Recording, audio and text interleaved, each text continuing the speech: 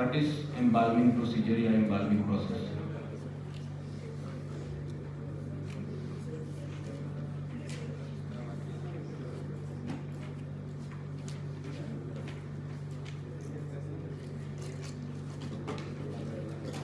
Preservation पता है ना क्या होता है, क्या करते हैं उसमें?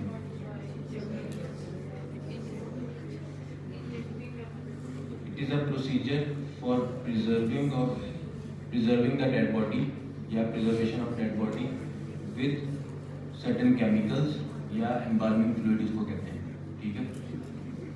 क्यों करते हैं, होता क्या है इसमें, रिक्वेस्ट कौन करता है और किन केसेस में किया जाता है इसको? हाँ जी, एक तो ये हो गया, और ट्रैवलिंग के केसेस में कोई बाहर है, ठीक है, वहाँ पे अनफॉर्चुनेटली डेथ हो गई है, बॉडी वापस लेके आनी है तो स्टोर करना पड़ता है, उसको स्टोरेज कर प्रिजर्व करना पड़ता है बॉडी को, ताकि डिकम्पोजिशन ना हो, ताकि वो ट्रैवलिंग का जो प्रोटोकॉल SOP है उनको फॉलो किया जाए। ये होता है कोई, और अभी फर्स्ट ईयर सेकेंड ईयर में आप करके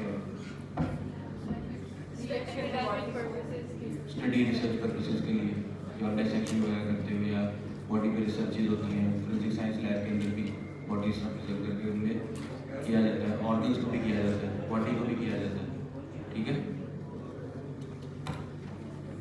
ऑन रिक्वेस्ट ऑफ रिलेटिव्स और state, this body has to be kept for certain period of time या शिफ्टिंग वगैरह करनी होगी। इसमें पाकिस्तान के अंदर हम लोग जो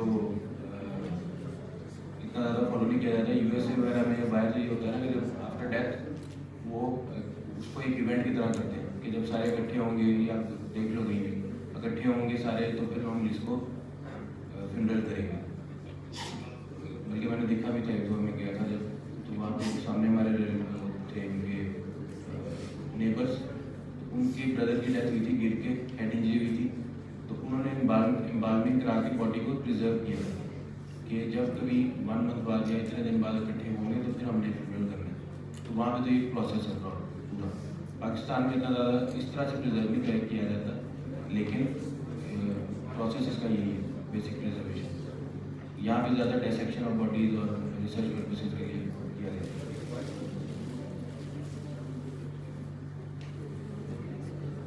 ऑब्जेक्टिव्स क्या हो सकते हैं, अभी बताया मैंने, बॉडी को ब्यूटिफिकेशन या डिस्ट्रक्शन या डिकम्पोजिशन से बचाया जाए। कोई आइडेंटिफिकेशन फीचर्स हैं वो प्रिजर्व हो जाते हैं, ट्रांसपोर्टेशन है, और टीचिंग एकेडमिक पर्पसेस। अच्छा, अब इसमें बेसिक आपको पता होना चाहिए कि इक्विपमेंट क्या क्या हो सकते हैं। ट्रोकार, कैनुला, ये आपने देखा होगा जिस तरह सर्जरी में करते हैं, लेप्रोस्कोपिक सर्जरी अगर करते हैं, आपने देखा होगा भी, या कोई इंस्ट्रूमेंटेशन उसकी देखी हो। लेप्रोस्कोपिक सर्जरी क्या होती है, ट्यूब्स या वो जिस तरह ट्रोकर कैनुला होता है उसके थ्रू करते हैं कि वो ट्रोकर इंजेक्ट करके उसके अंदर से फिर कैमरा इंसर्ट करते हैं, वायरिंग इंसर्ट करते हैं, ठीक है। ये उसी तरह से एक प्रोसीजर होता है।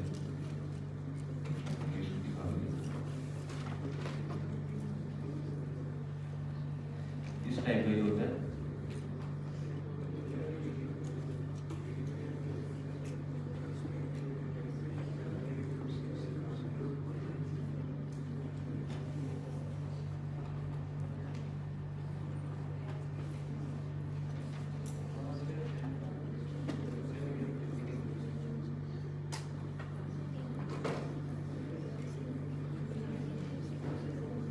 तो इक्विपमेंट जो है वो आपको पता होना चाहिए। ट्रोकार कैनुला मेथड से होता है, ठीक है। लार्ज साइज सिरिंज होगी, ट्रोकार कैनुला और कॉटन रोज होंगे। कॉटन रोज भी सोक करके एम्बाल्मिंग फ्लूइड में उसको हम पैकिंग में रख लेंगे उसको। स्कैल्पेल सीजर फॉर इंसिजन्स वगैरह के लिए। केमिकल रिक्वायर्ड, अब इसके अंदर बुक्स में लिखा हुआ है हर जगह पे एग्जैक्ट अमाउंट नहीं बताएगी कि कितनी कितनी यूज़ करनी है, लेकिन बेसिक आपको पता होना चाहिए कौन कौन से केमिकल्स यूज़ होते हैं। नॉर्मली फॉर्मुले भी सबको पता है, फॉर्मुले से हम लोग प्रिजर्व करते हैं डेड बॉडीज को, रिप्लेस कर देते हैं फ्लूइड में। एम्बाल्मिंग बेसिकली डेफिनेशन क्या होती है एम्बाल्मिंग की? Preservation by placing the body fluids या blood with the embalming fluid. ये सिंपल सी डेफिनेशन है इसकी। एम्बाल्मिंग फ्लूइड क्या होता है? इन कंपोनेंट पे एक मिक्सचर होता है जो बना होता है, जिसमें फॉर्मलिन है, कार्बोनिक एसिड है, ग्लिसरीन है, मिथाइलेटेड स्पिरिट है। क्वांटिटी कितनी है वो एग्जैक्टली नहीं पता, जो मिक्सचर होता है उन्होंने एक ट्रेड सीक्रेट रखा होता है, वो नहीं बताता, ठीक है, लेकिन बेसिक चीज़ें वो यही होती है उसके।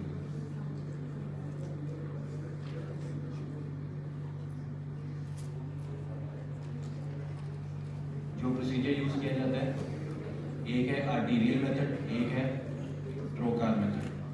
आर्टीरियल मेथड से क्या समझ आता है?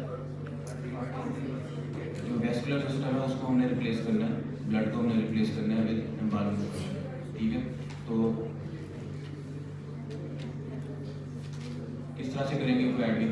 आर्टीरियल मेथड में किस तरह क्या करेंगे, जैसे ये ब्रेकियल आर्टरी है, ठीक है, फेमरल आर्टरी है, कैरोटिड आर्टरी है, इनमें जो फ्लूइड हम इंसर्ट करेंगे, आर्टरी से फ्लूइड जाएगा, सर्कुलेट होके कहाँ से वापस आएगा? वेन से, वीनस साइड से या हार्ट की साइड पे वापस आएगा। जब सारी मेन आर्टरीज को हम इकट्ठा पुश करेंगे तो उसका रिजल्ट ज़्यादा अच्छा आएगा as compare to the single artery use. ये बेसिक चीज़ है कि याद रखो, ये आर्टिकल्स के अंदर दिया हुआ है, बुक्स में कहीं भी एक आर्टरी दो आर्टरी लिखी हुई है, लेकिन साइमल्टेनियसली मेन आर्टरी जो उनके अंदर हम ये एम्बाल्मिंग फ्लूइड इंजेक्ट करेंगे थ्रू सिरिंजेस जो मैंने आपको दिखाई थी।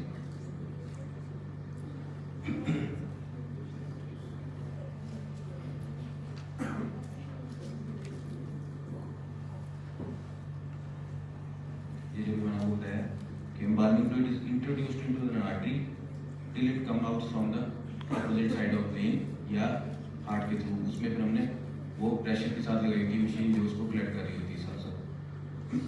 उसके बाद ये जिस तरह मैं बताया अभी के हाथों में ब्रेकियल आर्टरी जो है वो फिंगर्स के साथ फिर वापस जाएगी लेके ब्लड को, उसको फ्लूइड को, फिर टोज फेमरल आर्टरी में जब हम इंजेक्ट करेंगे तो नीचे की तरफ जाएगी, वहाँ से ऊपर वापस वेन्स के थ्रू, ठीक है। और हेड एंड नेक में कैरोटिड जो हेड वेसल्स हैं उनके लिए। तो ये डिफरेंट टेक्निक्स हैं आर्टीरियल मेथड में।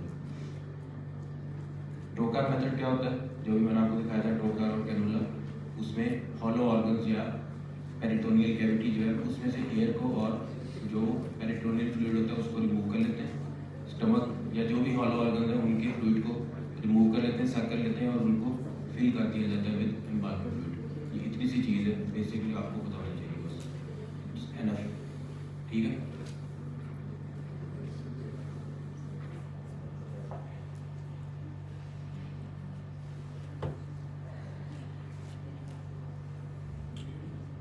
ये जो आप डिसेक्शन वगैरह करते हो उसके अंदर बॉडी को पूरा एम्बाल्म किया होता है उन्होंने फॉर्मलिन वगैरह के साथ, और वैसे उसको फ्लूइड को सारा रिमूव किया होता है।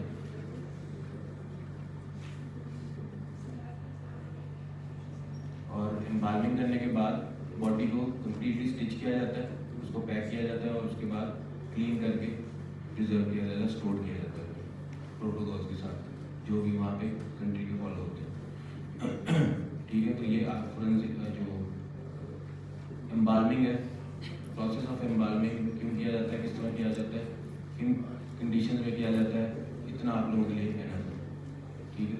नेक्स्ट टॉपिक आ जाता है हमारे पास फोरेंसिक आर्टिफैक्ट्स। जब आता है आर्टिफैक्ट्स, तो मैंने उस दिन भी थोड़ा सा आपको आइडिया दिया था लेक्चर देते हुए। ये क्या होते हैं?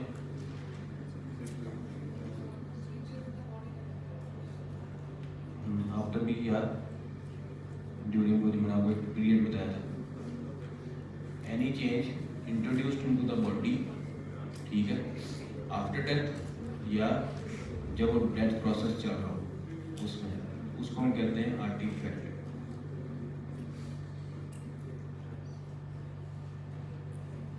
कि ये ऐसा फैक्ट है जो फाइंडिंग को मिस इंटरप्रेट कर देता है, ठीक है। ये बुक में लिखी हुई थी, ये वाली डेफिनेशन बनी है, इसकी टर्म दी हुई थी।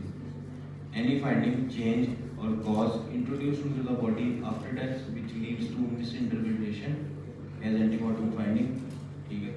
तो एंटीमॉर्टम भी ड्यूरिंग डेथ प्रोसेस, जिसको मैग्नोइड पीरियड कहते हैं, at the time of start of injury till death, उस पीरियड में या आफ्टर डेथ ऑटोप्सी करते हुए या उसको हैंडलिंग करते हुए कोई भी ऐसी चेंज इंट्रोड्यूस हो जाए उसको हम ऑटोप्सी आर्टिफैक्ट होते हैं। ये क्लासिफिकेशन पूछ ली जाती है, classifier artifact, autopsy artifact, forensic artefact.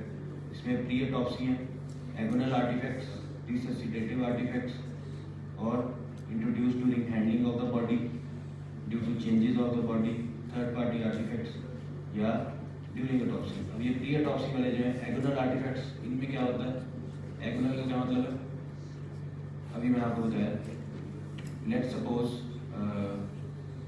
Myocardial infarction जिसको हम हार्ट अटैक कहते हैं। अक्सर आपने सुना होगा कि ड्यूरिंग स्लीप हार्ट अटैक हुआ है, जिस डेथ हो गई, ठीक है, या वॉमिट आई है, एकदम से एस्पिरेट हो गई, ठीक है, तो मायोकार्डियल इन्फार्क्शन डेवलप हुआ है, साथ ही वॉमिट हुई है, वॉमिट एस्पिरेट कर गई, तो ये ड्यूरिंग डिजीज प्रोसेस या वो जो प्रोसेस चल रहा है उसमें जो एस्पिरेशन हुई है, ठीक है। कॉज ऑफ डेथ क्या बनेगी हमारे पास? मायोकार्डियल इन्फार्क्शन तो हुआ है, उसकी वजह से ये एस्पिरेट कर गई, ठीक है, या मूव करने की वजह से वॉमिट हुई है, वॉमिट एस्पिरेट कर गई लंग्स के अंदर, ठीक है, ये एगोनल आर्टिफैक्ट में आ जाता है। या ड्यूरिंग ट्रांसपोर्टेशन, रिससिटेशन करते हुए contents of stomach flow into the trachea, या वो जब ट्यूब पास कर रहे होते हैं तो गलती से ट्यूब अगर ट्रेकिया की जगह स्टमक में चली जाती है अक्सर, उससे भी एकदम गैग रिफ्लेक्स आती है, वो एस्पिरेट कर देता है। ये रिससिटेटिव में आ जाता है सारी चीज़, ठीक है, एगोनल और रिससिटेटिव। फिर उस दिन मैंने आपको बताया था कि जब बॉडी या कोई पेशेंट आपके पास लेके आते हैं तो आपने CPR करना होता है, या आपने फर्स्ट उसको रिससिटेट करना पड़ जाता है। CPR कर सकते हैं या डिफिब्रिलेट कर सकते हैं। तो CPR करते हुए अक्सर होता है कि जब टूट रही होती है, पता लग रहा होता है आपको, जब आप प्रेस करते हो तो ये ब्रेक हो रही होती है, क्लिक क्लिक की आवाज़ आ रही होती है। अल्लाह ना करे करना पड़े, लेकिन अगर करो, जब आप करोगे तो आप देखोगे ये रिससिटेटिव में आ जाती है ये चीज़ें। या डिफिब्रिलेशन जब करते हैं उसकी वजह से कोई स्किन बर्न हो जाता है या कोई इंजरी उससे जो बन जाती है, या उससे कोई फ्रैक्चर वगैरह हो जाता है, ये उसके अंदर आता है resuscitative artefacts. Fracture of ribs, contusions या इंट्राकार्डियल इंजेक्शन से लगाना पड़ जाता है उसको, ये स्वेयर केसेस के अंदर होता है। जब आप देखोगे तो वो मार्क्स होते हैं, ये हमें केयरफुली नोट करने पड़ते हैं कि इंजरी के हैं या जो आपने उसको रेमेडी दी है, रिससिटेट करने की कोशिश की है, उससे रिलेटेड। ट्रांसपोर्टेशन ऑफ बॉडी में क्या होता है? उसको जब ट्रांसपोर्ट कर रहे होते हैं उठा के एक जगह से दूसरी जगह पे, तो फ्रैक्चर हो सकते हैं, स्कल फ्रैक्चर हो सकता है, बोन फ्रैक्चर हो सकता है, स्पाइन फ्रैक्चर हो सकता है, तो वो मिसइंटरप्रेट हो सकते हैं एज कॉज ऑफ डेथ या कोई इंजरी, प्री एंटीमॉर्टम इंजरी, उनको हम डिफरेंशिएट करना चाहिए, पता होना चाहिए। या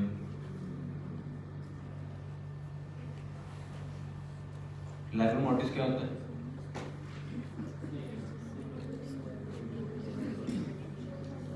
कलर चेंज होते हैं बॉडी में, जो कलर चेंज होती है आफ्टर डेथ, उसमें जो pulling of blood in the body था वो क्या था? ग्रेविटेशनल एरिया के अंदर जो ब्लड पुलिंग हो जाती है उनमें कलर चेंजेस आती हैं, जो आप पढ़ोगे टॉक्सिकोलॉजी वगैरह में। नॉर्मली जो होती है वो ब्लूइश या रेडिश सी होती है, ठीक है। कार्बन मोनोऑक्साइड पॉइजनिंग में, कार्बन मोनोऑक्साइड पॉइजनिंग क्या होती है? उस दिन मैंने बताया था,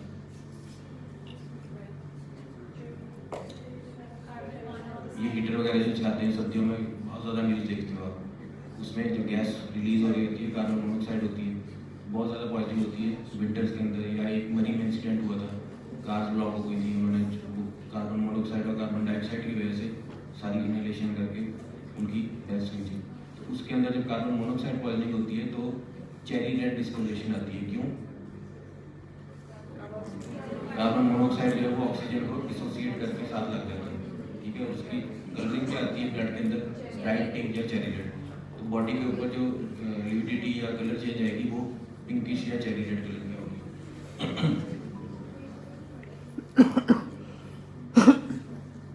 डिकम्पोजिशन वगैरह, प्यूट्रिफैक्शन जो होती है उसमें बॉडी में अक्सर ब्लोटिंग होती है। ब्लोटिंग गैस फॉर्मेशन जब होती है उसमें rupture of organ, rupture of skin या स्कल रप्चर या ब्लिस्टर्स बन जाते हैं। एंटीमॉर्टम पोस्टमॉर्टम ब्लिस्टर्स का डिफरेंस कैसे करते हैं ये कराऊंगा आपको, क्या क्या कंटेंट होते हैं उसके अंदर देखना होता है वो आपको।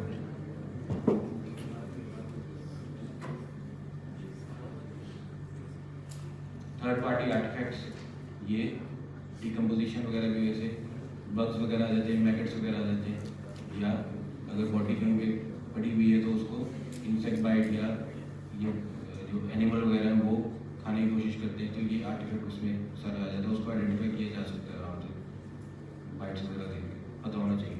वाइटल रिएक्शन में नहीं नजर आएगा, या एंटीमॉर्टम इंजरी जो उनको पोस्टमार्टम से डिफरेंशिएट कर देते हैं। वाइटल रिएक्शन क्या होता है?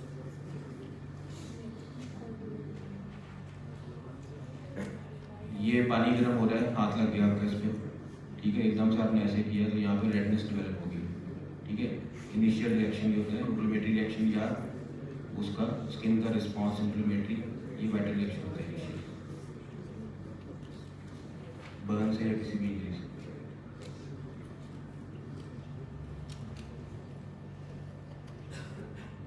फिर ऑटोप्सी के अंदर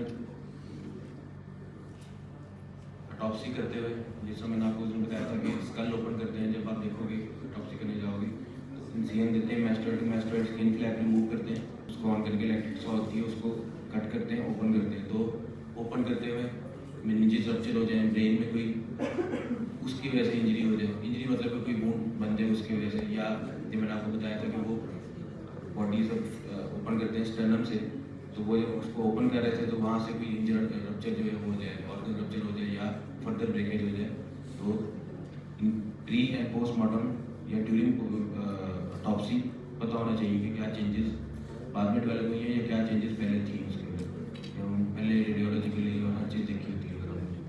तो ये जो ऑटोप्सी के अंदर डेवलप होते हैं ये ऑटोप्सी आर्टिफैक्ट्स करते हैं, जो पहले मैंने कराए वो थे प्री ऑटोप्सी आर्टिफैक्ट्स। ये बड़ा इजी बना के लिखा हुआ है आप लोगों के लिए, अगर पेपर में आ जाए छोटे छोटे क्वेश्चन आते हैं तो उसके लिए आपके एग्जाम के लिहाज से, वाइवा के लिहाज से this is enough your topic. बाकी ऑटोप्सी के अंदर आप चीज़ें पढ़ सकते हो, एक्सुमेशन, ऑटोप्सी प्रोटोकॉल, उनमें से ज़्यादा क्वेश्चन आ जाते हैं।